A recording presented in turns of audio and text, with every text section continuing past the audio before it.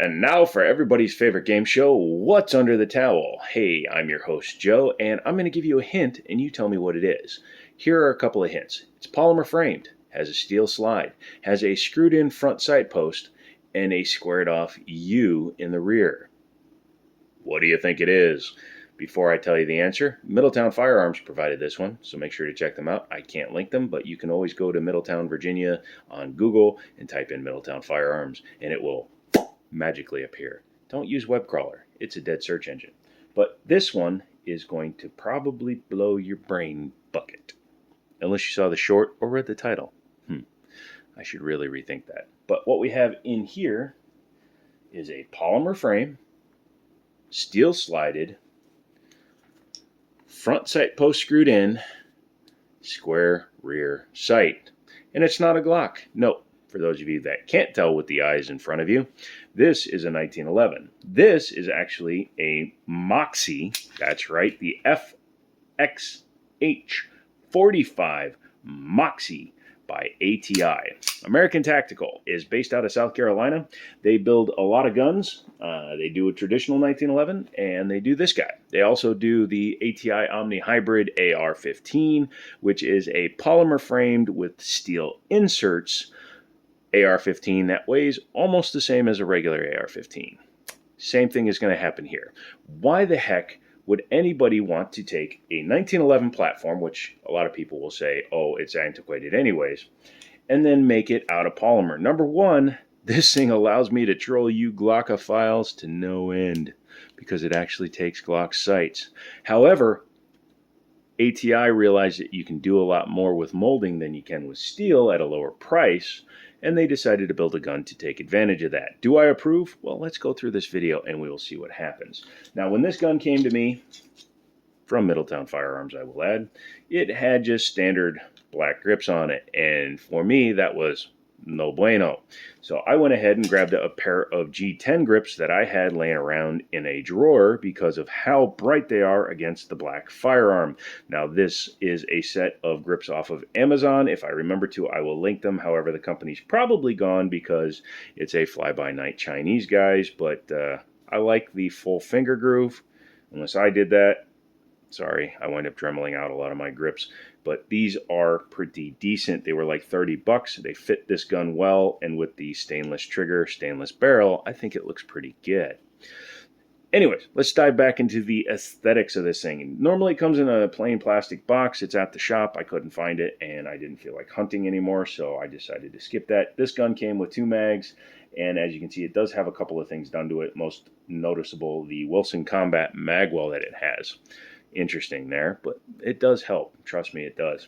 The Moxie by ATI has a couple of features that don't really make a lot of sense to me. Number one, this. The raised rear mainspring housing from the A1 style guns. Yet it has the enhanced beaver tail with the larger memory notch, ambidextrous safeties, skeletonized trigger, and hammer from better guns. It's also a railgun. So why would you go with the crappiest style backstrap? Now, some people say, oh, I like the way that feels. You're wrong. You're 700 years old. You're wrong. Go have some prune juice and lay down.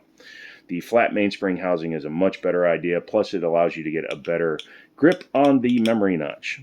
Fight me. I dare you. Because you're 700 years old. I think I have a chance. But yeah, it does fit nice in the hand. Has finger grooves integrated into the front of the frame. You can clearly see the mold line from when this thing was made. It has a steel insert for both the sear area as well as the locking block, if it was a Glock, for the rails and the guide rod. Has a large trigger guard designed for allowing you to get your fingers in there, which does give it a image of having a massive undercut. However, if you look here, the bottom of the trigger and the bottom of the mag release, they are still level. There is no undercut other than the fact that it's molded to look like it. Has a little bit of serrations up here so you can get your booger hook on it. Has a 1913 style. It looks more weaverish, but it is flat, so you can run your 1913 style stuff on there. Generous deep in here, so you can definitely clamp stuff on. Standard slide lock, slide release, plunger tube, and ambidextrous safeties on here. As I said, it is a larger beaver tail. has the enhanced beaver tail with the memory notch. Not as pronounced as on some other guns, but it is functional. Safeties work just like your normal 1911, and I will point out, less safety play than a Springfield Emissary. These guys come in at about 420, 430 bucks, and for that price, it has better fit and fitment and finish than you would expect. Nice skeletonized hammer. I like those. Again, this is just the anachronistic part on the entire gun. Has a full-length guide rod with a bushing system like your standard one. You will notice that it is extremely squared off on top of the barrel. That is where the perceived height in the slide is coming from. It also allows them to have a different style cut. I like that. It's very straight, a little bit more modernish, PX4 or CZ style. This truncated cut there is more of a high power-ish style cut. All in all, very nice and handsome. Has an internal extractor like 1911s do. There's your hammer, your pin, and your plate back there. The Glock sights are interesting. I didn't recognize it at first, but after a little more research, 100% Glock sights. Somebody is texting me. Hopefully that didn't screw up the audio. Has your standard style ejection port. It is slightly flared because of, again, the overall height looking a little bit deceptive. It looks like it's higher, but it's not. It's your traditional size. The trigger is actually adjustable, which I approve of, which is pretty awesome. Speaking of which, let's try that guy out after I show you that it has drop-free mags.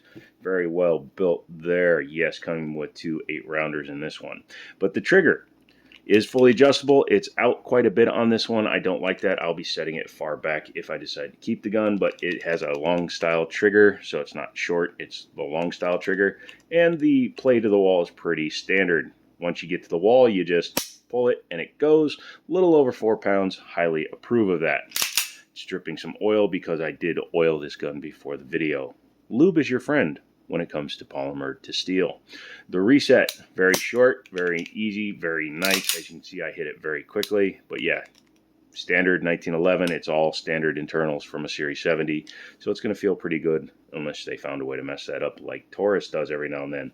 One detraction is these ambi safeties. You can see they are quite sharp in their design. Very sharp on the front and the rear of them. So when you grab them with your finger can get damaged or cut. And I don't like that after the video. I intend to round those off. The slide cuts back here are quite shallow, but you can use them.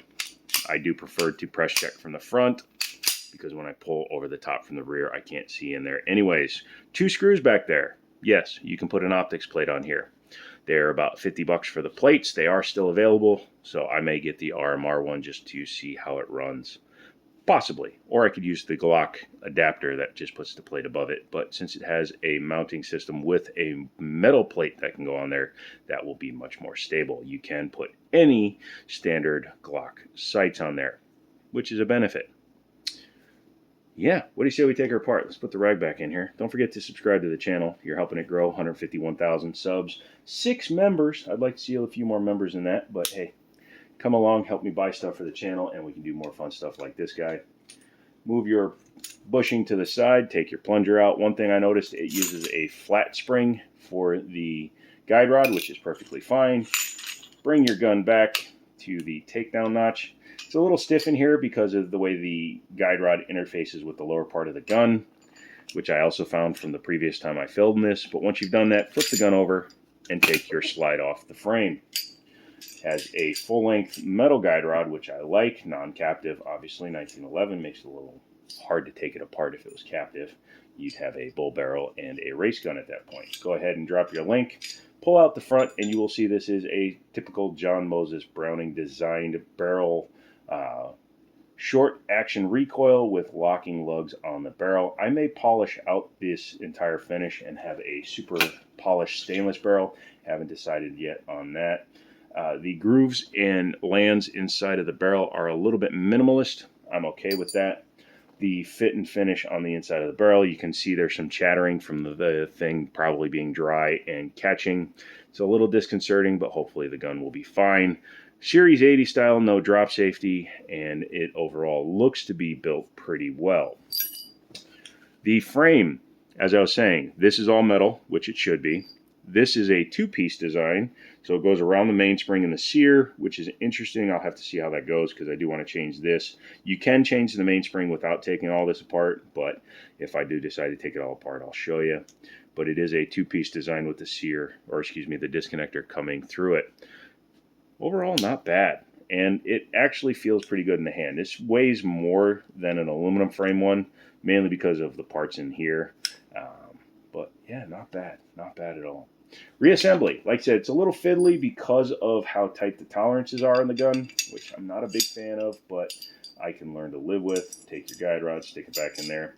You will see it does have a groove in there that's designed to interface with the link for the barrel. Let's go ahead and slap this in.